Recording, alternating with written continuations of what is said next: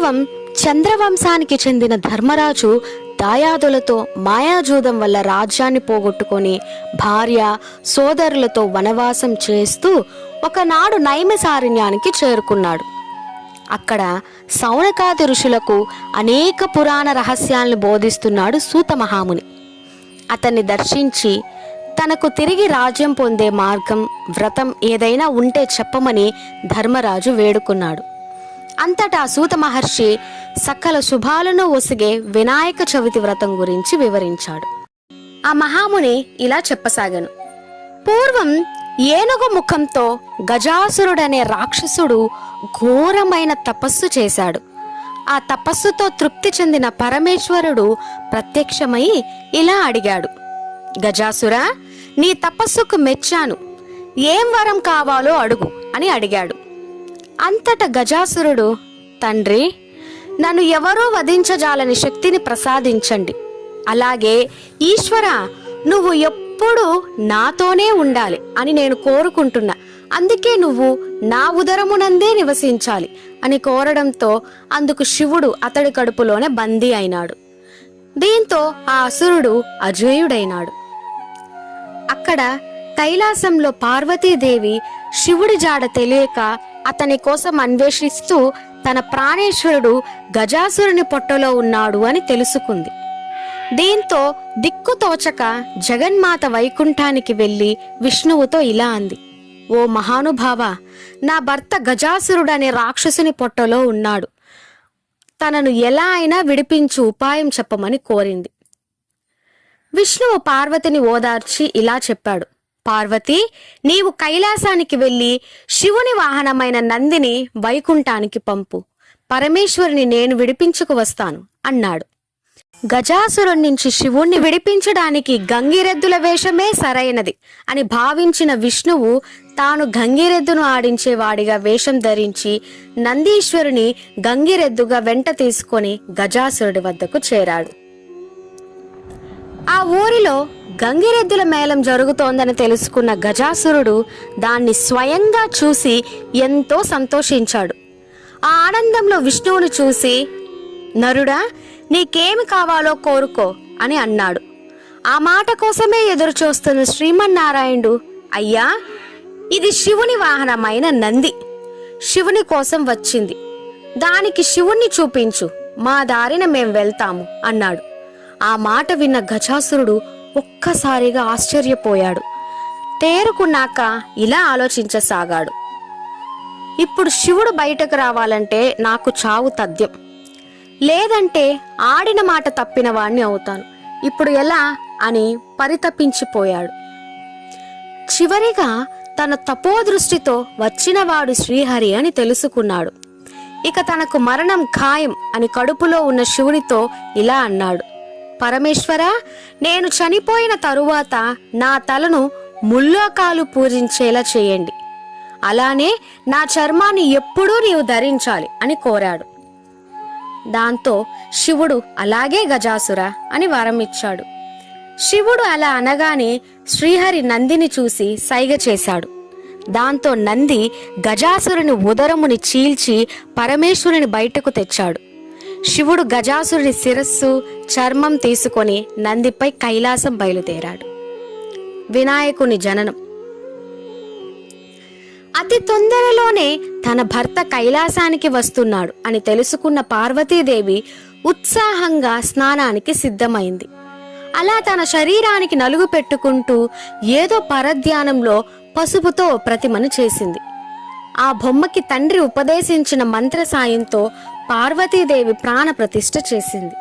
ప్రాణం పోసుకున్న ఆ ప్రతిమ ముద్దులొలికే బాలుడిగా మారింది. దివ్య సుందరమైన ఆ బాలుని చూసి పార్వతీదేవి ఇలా అంది, నాయనా, నేను స్నానానికి వెళ్తున్నాను, ఎవరిని లోపలికి పంపకు అని తనని వాకిట కాపలాగా ఉంచి తాను స్నానానికి వెళ్ళింది. అంతలో అక్కడికి వచ్చిన శివుణ్ణి ఆ బాలుడు అడ్డుకున్నాడు. శివుడు ఎంత చెప్పినా బాలుడు అడ్డు తప్పుకోవడం లేదు. ఆగ్రహావేశాలకు లోనైన రుద్రుడు ఆ బాలుడు శిరస్సుని తన త్రిశూలంతో ఖండించాడు. ఆ శబ్దానికి బయటికి వచ్చిన పార్వతీదేవి జరిగిన ఘోరం చూసి కన్నీళ్లు పెట్టుకుంది. స్వామి, ఈ బిడ్డ మన బిడ్డ అని పసుపు బొమ్మ చేయటం, ప్రాణం పోయడం అన్నీ శివునికి చెప్పింది.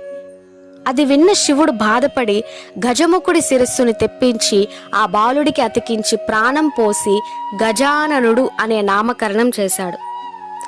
అప్పటి నుంచి గణేశుడు శివపార్వతుల ముద్దు బిడ్డగా కైలాసంలో పెరగసాగాడు. అనుంజుడు అనే ఎలుకను వాహనంగా చేసుకొని దానిపై తిరగసాగాడు గణేశుడు. ఆ తరువాత శివపార్వతులకి ఒక కొడుకు పుట్టాడు. తనకు కుమారస్వామి అని పేరు పెట్టారు. గొప్ప అందగాడు, మహాబలశాలి అయిన కుమారస్వామి నెమలిని తన వాహనంగా చేసుకున్నాడు. విఘ్నాధిపతికి ఘనాధిపత్యం. ఒకరోజు అనేక మంది దేవతలు, మునులు, మానవులు పరమశివుణ్ణి చేరి పూజించి ఇలా చెప్పారు: స్వామి, ఏ పని చేసినా ఏదో ఒక విఘ్నంతో మాకు పెద్ద తలనొప్పిగా ఉంది. ఈ విఘ్నాలన్నింటికీ మాకు ఒక అధిపతిని నియమించండి. ఆయనను పూజించి విఘ్నాలు కలగకుండా చూసుకుంటాం అని వేడుకున్నారు. ఆలోచించిన శివుడు తన పిల్లలలో ఎవరో ఒక్కరికి ఆధిపత్యం కట్టబెట్టాలి అని శివుడు సంకల్పించాడు. అది తెలిసిన గజాననుడు, తండ్రి గారు, నేను పెద్ద కొడుకుని కనుక ఆ ఆధిపత్యం నాకివ్వండి అని అడిగాడు. అది విన్న కుమారస్వామి, నాన్నగారు అన్న మరుగుజ్జు, అందువలన తను అసమర్థుడు అవుతాడు, అందుకని ఆ ఆధిపత్యం నాకు ఇవ్వండి అన్నాడు. వారి వాదనలు విన్న శివుడు వారితో, బిడ్డల్లారా, మీలో ఎవరు ముందుగా ముల్లోకాల్లోని నదులలో స్నానం చేసి ఇక్కడికి వస్తారో వారికే ఆధిపత్యం ఇస్తాను అన్నాడు. అది విన్న కుమారస్వామి వెంటనే నెమలి వాహనంపై రివ్వున ఎగిరిపోయాడు. గజానుడు మాత్రం తన ఎలుకను విచారంగా చూస్తూ శివునితో ఇలా అన్నాడు: తండ్రి గారు, నేను ఈ చిన్ని ఎలుకను ఎక్కి అన్ని పుణ్య నదులలో స్నానం చేసి రాలేనుగా. ఈ పోటీలో గెలిచే ఉపాయం మీరే చెప్పండి. కుమారా, ఎవరైతే ఒకసారి నారాయణ మంత్రం జపిస్తారో వారు ముల్లోకాలలోని పుణ్య నదుల్లో స్నానం చేసినంత పుణ్యఫలం అని చెప్పాడు శివుడు. దీంతో గజాననుడు భక్తి శ్రద్ధలతో నారాయణ మంత్రం జపిస్తూ తల్లిదండ్రుల చుట్టూ ప్రదక్షిణ చేస్తాడు. ఆ మంత్ర ప్రభావంతో ప్రతి తీర్థంలోనూ కుమారస్వామి కంటే ముందే వినాయకుడు ప్రత్యక్షమవుతాడు. ఆ విధంగా 3 కోట్ల నదుల్లోనూ వినాయకుడే ముందుగా స్నానమాచరించడం చూసిన కుమారస్వామి కైలాసానికి వెళ్ళి, తండ్రి, మహిమాన్వితుడు సమర్థుడు అయిన అన్నగారికి ఆధిపత్యం ఇవ్వమని కోరుతాడు. అది విన్న శివుడు గణేశుడి శక్తి సామర్థ్యాలను పరిశీలించి భాద్రపద శుద్ధ చవితి నాడు ఘనాధిపత్యం కట్టబెట్టారు. ఆ విధంగా వినాయకుడు విఘ్నాలకు అధిపతి అవుతారు. ఆ రోజున తనకు భక్తితో సమర్పించిన ఉండ్రాళ్ళు, కుడుములు, పిండి వంటలు, పండ్లను సుష్టుగా తాను తిని మిగతావి ఎలుకకు పెట్టి నడవడానికి ఇబ్బంది పడుతూ ఆయాసపడుతూ కైలాసం చేరుకున్నాడు. తల్లిదండ్రులను చూసి గణేశుడు సాష్టాంగ నమస్కారం చేసేందుకు బోర్లా పడుకుంటే పొట్ట మీద నిలిచిన చేతులు నేలపై నిలవలేదు. బలవంతంగా భూమిపై చేతులు ఆనిస్తే కాళ్ళు పైకి లేస్తున్నాయి, కాళ్ళు ఆనిస్తే చేతులు లేస్తున్నాయి.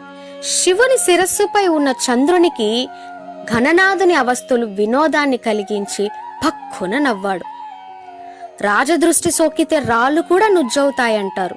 అలా ఆ విఘ్ననాథుని ఉదరం పగిలి అందులోని ఉండ్రాళ్ళు, కుడుములు బయటకు వచ్చి అచేతండయ్యాడు. దీంతో ఆగ్రహించిన పార్వతీదేవి, పాపాత్ముడా, నీ దృష్టి సోకి నా కుమారుడు అచేతనంగా పడి ఉన్నాడు, కాబట్టి నిన్ను చూసిన వారు పాపాత్ములై నీలాప నిందలు పొందుదురుగాక అని శపించింది.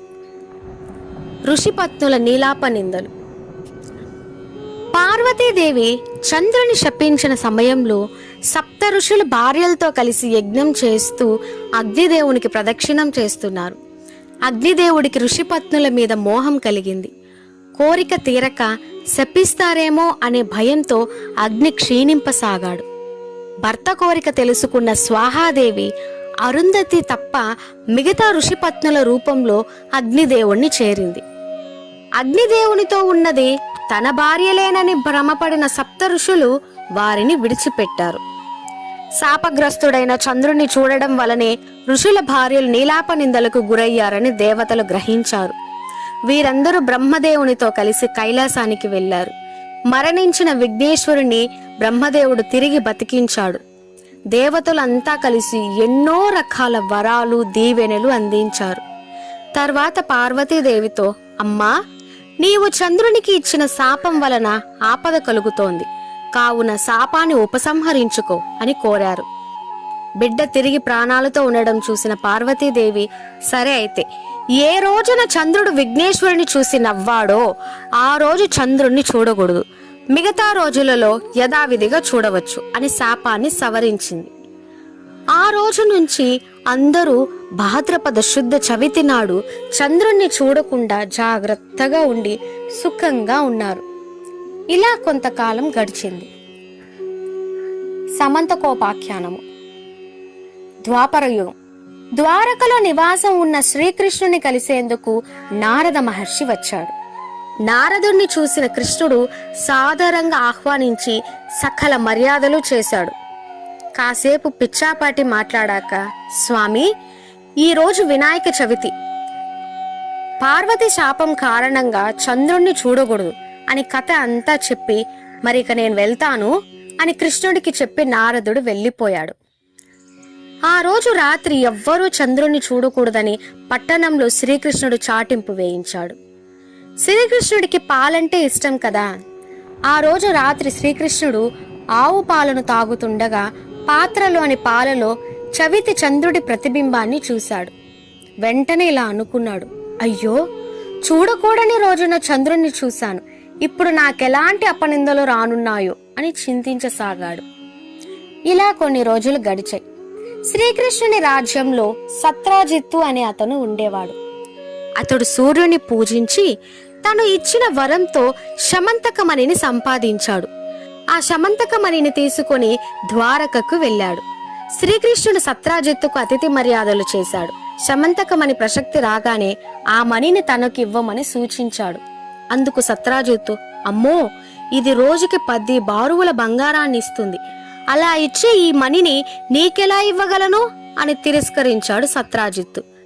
కృష్ణుడు సరే అని ఊరుకున్నాడు. మరికొంతకాలం గడిచాక ఒకరోజు సత్రాజిత్తు తమ్ముడు ప్రసేనుడు శమంతకమణిని మెడలో వేసుకొని అడవికి వేటకు వెళ్ళాడు. అడవిలో ఒక సింహం ఆ మణిని చూసి మాంసం ముక్క అనుకొని ప్రసేనుని మీదికి ఉరికి చంపేసింది. మణిని నోట ఖర్చుకొని పోతున్న సింహాన్ని జాంబవంతుడు చూశాడు. ఆ సింహాన్ని చంపి సమంతకమణిని తీసుకొని కొండ గుహలో ఉన్న తన కూతురు జాంబవతికి ఆట వస్తువుగా ఇచ్చాడు. వేటకు వెళ్లిన తమ్ముడు ఇంకా ఇంటికి రాలేదని గ్రహించిన సత్రాజిత్తు కొంతమంది మనుషుల్ని అడవికి పంపాడు. ఆ అడవిలో సమంతకమణి లేని ప్రసేనుని శరీరం మాత్రం వాళ్లకు కనిపించింది. వాళ్ళంతా వచ్చి ఆ విషయాన్ని సత్రాజిత్తుకు చెప్పారు. అది విని సత్రాజిత్తు శ్రీకృష్ణుడే తన తమ్ముణ్ణి చంపి సమంతకమణిని అపహరించాడని ఊరంతా చాటింపు వేపించాడు. ఆ విషయం శ్రీకృష్ణుడికి తెలిసింది. భాద్రపద శుద్ధ చవితి నాడు పాలల్లో చంద్రబింబాన్ని చూసిన దోషం వల్ల నా మీద ఈ నింద పడింది అనుకున్నాడు. వెంటనే బంధుమిత్రులందరినీ తీసుకొని శమంతకమణిని వెతుకుతూ అడవికి వెళ్ళాడు. ఒకచోట ప్రసేనుడి శవం కనిపించింది. అక్కడి నుంచి సింహం అడుగులు కనిపించాయి. వాటిని అనుసరించి వెళితే ఒకచోట సింహం చనిపోయి పడి ఉంది. పక్కనే ఎలుగుబంటి కాళ్ళ గుర్తులు కనిపించాయి. వాటిని అనుసరిస్తూ వెతుకుతూ వెళ్ళి ఒక పర్వత గుహ దగ్గరికి వచ్చాడు. అక్కడ ఆగి వెనక వచ్చిన బంధుజనంతో, మీరిక్కడే ఉండండి అని తను ఒక్కడే లోపలికి ప్రవేశించాడు. అందులో ఉన్న ఉయ్యాలకు కట్టిన మణిని చూసి దానిని తీయడానికి ప్రయత్నించాడు. వెంటనే జాంబవతి పెద్దగా ఏడ్వసాగింది. కూతురు ఏడుపు విని జాంబవంతుడు కోపంతో శ్రీకృష్ణుడిపై యుద్ధానికి తలపడ్డాడు.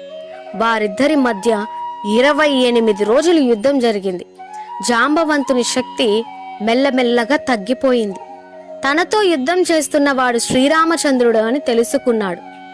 త్రేతాయుగంలో జాంబవంతుడు శ్రీరాముడితో యుద్ధం చేయాలని కోరాడు. ఆ కోరికను ఇప్పుడు శ్రీకృష్ణుని రూపంలో వచ్చి తీర్చాడని గ్రహించాడు. శ్రీకృష్ణుడికి నమస్కరించి సమంతకమణితో పాటు తన కుమార్తె జాంబవతిని కూడా ఆయనకు సమర్పించాడు. బయట శ్రీకృష్ణుడి వెంట వచ్చిన బంధుజనమంతా లోపల శ్రీకృష్ణుడు ఎలా ఉన్నాడో అని కంగారు పడుతున్నారు. జాంబవతితో కలిసి మణిని తీసుకువచ్చిన శ్రీకృష్ణుడికి బంధుజనమంతా జయజయలు కొట్టారు. శమంతకమణిని తెచ్చి సత్రాజిత్తుకి ఇచ్చాడు కృష్ణుడు. నిజం తెలుసుకున్న సత్రాజిత్తు తనను క్షమించమని శ్రీకృష్ణుణ్ణి వేడుకున్నాడు. తన కుమార్తె సత్యభామనిచ్చి వివాహం జరిపించాడు. శమంతకమణిని కూడా శ్రీకృష్ణుడికి అప్పగించాడు. ఆ సమయంలో అక్కడికి వచ్చిన మునులు శ్రీకృష్ణుడితో, మీరు సమర్థులు కనుక మీపై పడిన నిందను పోగొట్టుకోగలిగారు, మా వంటి వారికి ఏది గతి అన్నారు. అందుకు శ్రీకృష్ణుడు భాద్రపద శుద్ధ చవితి నాడు యథావిధిగా వినాయకుణ్ణి పూజించి ఈ సమంతకోపాఖ్యానాన్ని విని అక్షింతలు తలపై వేసుకున్న వారికి ఆ రోజు చంద్రదర్శనమైనా కూడా అపనిందలు కలగవు అని శ్రీకృష్ణుడు చెప్పాడు. ఆనాటి నుంచి ప్రతి సంవత్సరం భాద్రపద శుద్ధ చవితి రోజు దేవతలు, మహర్షులు, మనుషులు తమ శక్తికి తగినట్లుగా గణపతిని పూజించి తమ కోరికలు తీర్చుకుంటున్నారు. ఈ కథను చదివిన గాని విని గాని తలపై అక్షింతలు వేసుకున్న వారికి చంద్రుణ్ణి చూసినా ఎలాంటి నీలాపనిందలు కలుగవు. సర్వే జనా సుఖినో భవంతు. ఓం ఘం గణేశాయ నమః.